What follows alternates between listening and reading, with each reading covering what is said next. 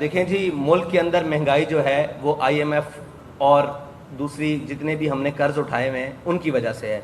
लेकिन पूरी दुनिया में ममालिक हैं जो कर्ज लेते हैं और कर्ज देते भी हैं वापस और सारा कुछ। हमारे मुल्क के अंदर जो सबसे बड़ा मसला है वो सूद का है।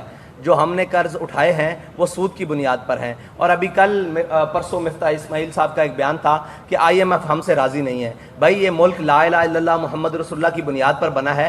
आप पहले किसी से जाकर पूछो कि क्या अल्लाह और उसके रसूल आपसे राज़ी हैं? जो आप इसके अंदर चला रहे हो सूद, 70 साल से सूद चला रहे हो। और ये मुल्क के अंदर मेन महंगाई की वजह सूद है और अशराफिया की अयाशियाँ हैं। अगर इन दोनों को बैक वक्त ख़त्म कर दिया जाए तो ये मुल्क आसानी से इसका आम तबका और मुतवसत तबका और गरीब तबका अपनी ज़रूरियात अशिया को बहुत आसानी से अप्रोच कर सकता है।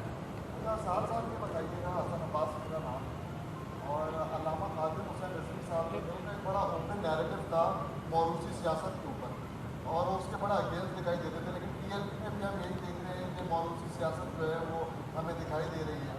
तो इस पर क्या आपको तकनीक का भी सामना करना पड़ रहा है और क्या आप लोगों का पार्टी स्ट्रक्चर है, किस तरीके से आप अपनी जमात को मुनज़्ज़म करेंगे और क्या आपका with in party electoral system है?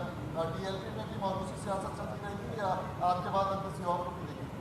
नहीं जी, TLP में मौरूसी सियासत नहीं रहेगी। अगर कोई अच्छा आदमी मुझसे अच्छा वज़ीर आज़म का PM का कैंडिडेट हुआ, इंशाअल्लाह साद रिजवी उसको खुद सपोर्ट करेगा। दूसरी बात यह है कि मैं इस सवालात की जद में जेल जाने से पहले तक था, जैसा आपने सवाल किया मौरूसी सियासत, लेकिन जेल जाने के बाद मैं 8 महीने इस पार्टी का चेयरमैन नहीं रहा। मेरे बाद कायम मकाम लोग मौजूद रहे, हजरत रहे, उसके बाद बहुत सारे लोग रहे, तो उन्होंने पार्टी को चलाया। उसके बाद उसके आने के बाद लोगों ने मुतफ़क़ा तौर पर फिर मुझे पार्टी चेयरमैन बना दिया। हालांकि मैं उस बात पर राज़ी नहीं था, मैं ये कह रहा था कि आप कोई और अमीर मुंतखब कर लें, लेकिन वो जेल के सारे मामलात और मुश्किलात गुजारने के बाद लोगों ने फिर एतमाद का इजहार किया। अब मैं इन सवालात की जद में नहीं हूँ और इंशाअल्लाह तहरीक लब्बैक मौरूसी सियासत करने की ना हामी है और ना कायल है, ना इसका तरीकाकार है। मुझसे अच्छा कोई भी परफॉर्म करेगा आज भी तहरीक लब्बैक में, तो उसके लिए सदर की सीट भी खाली है, नायब सदर की और सेक्रेटरी जनरल की हर सीटें खाली हैं उसके लिए इंशाल्लाह।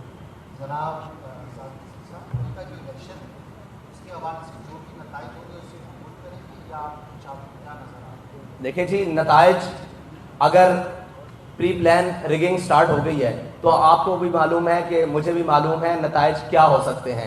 अगर फ़र्क ज़मीन और आसमान का रख दिया गया तो फिर तो नताइज नहीं। हम एक इंतखाबी अमल के अंदर जा रहे हैं, अगर हमें वाज़े नज़र आ गया कि यहाँ धांधली हुई है, यहाँ धुंध पड़ गई, RTS सिस्टम बैठ गया है, तो फिर तो हम उसको कबूल नहीं करेंगे। अगर वैसे कोई बात है तो इंशाअल्लाह उस नताइज को पहले भी कबूल किया और अब भी कबूल करेंगे। 249 में भी आपके सामने कबूल किए। अस्सलाम वालेकुम। मोहम्मद इब्राहिम चतराली नजूम न्यूज़ से। वज़ीर आज़म शहबाज शरीफ जब मदीने के दौरे पर गए थे तो वहाँ जब उनके मस्जिद नबी की बेहुरमती की गई, उस हवाले से तहरीक लब्बैक पाकिस्तान का कोई ख़ास तहरीक उस हवाले से नहीं देखी। बिस्मिल्लाहिर्रहमानिर्रहीम। शायद आप तक वो हमारा बयानिया और हमारा बयान ना पहुँचा हो।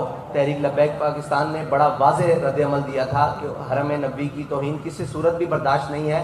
जाने वाले को भी वहाँ सर झुका कर जाना चाहिए और बगैर प्रोटोकॉल करके जाना चाहिए, और जो वहाँ पे तौहीन कर रहे थे उनको भी ख्याल करना चाहिए। लेकिन तहरीक लब्बैक का एक सवाल है पूरी कौम से कि हरम नबी हुजूर का घर है, घर की तौहीन हुई है। जब हुजूर की ज़ात की तौहीन हुई थी तो आप सब कहाँ सोए रहे थे? हम तब भी चीख चीख के कह रहे थे कि ये हुजूर की ज़ात का मसला है, हुजूर के घर का मसला है। ये हमारे जो जितने भी सियासी क़यादत है और मजहबी क़यादत है, इनको अपनी इज्जत बताने की बजाय लोगों को सबसे पहले अल्लाह और उसके रसूल की इज्जत बतानी चाहिए, ताकि लोगों को उसका तकद्दुस उनके ज़हनों में मलूज़ खातिर रहे किसी भी मकाम पर।